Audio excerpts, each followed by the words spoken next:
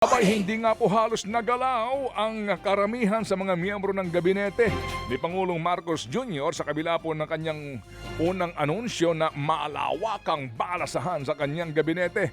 Sa pinakabago pong listahan na inilabas po ng Malacanang, hindi tinanggap ng Pangulo ang courtesy resignation ng mga kalihim ng DOTR, DepEd, DA at DICT.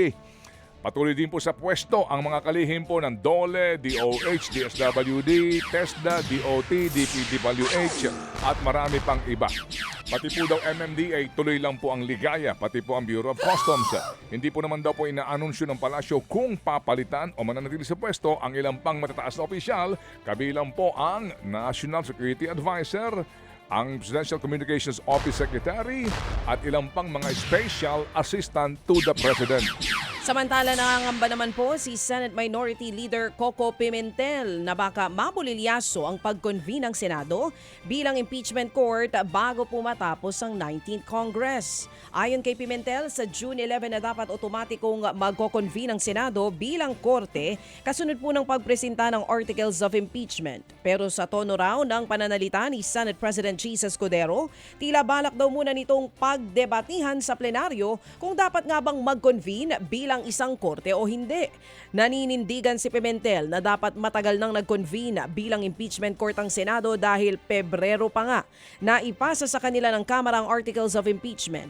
Kaya dapat daw bantayan ang mga mangyayari sa June 11 kung may mga senador na tututol dito. Dapat natin bantayan kung all of a sudden sa June 11, pagkatapos basahin ng Articles of Impeachment, na tapos dapat ang sunod na step ay i-convene na yung impeachment court.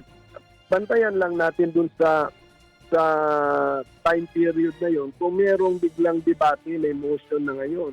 Ang number one motion is bakit pa tayo magkukonvene as an impeachment court kung hindi naman natin din matatapos?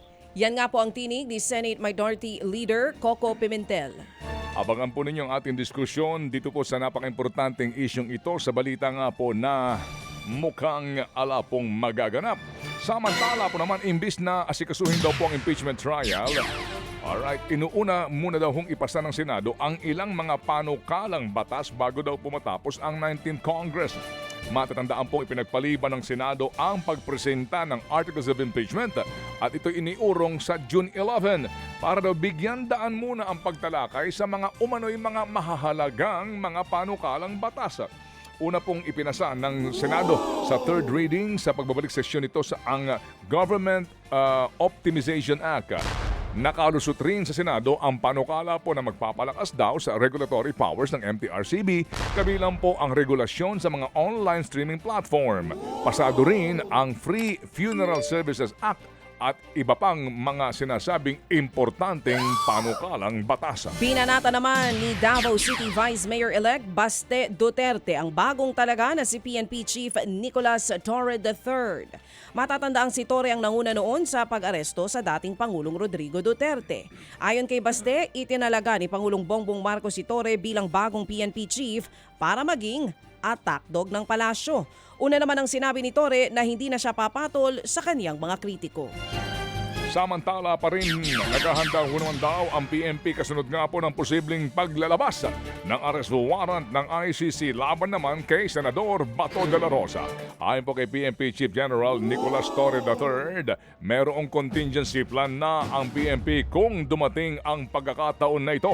Pero sa ngayon daw po hindi raw po tamang pag-usapan ang mga gantong bagay lalo pat hindi pa naman daw ito nangyayari.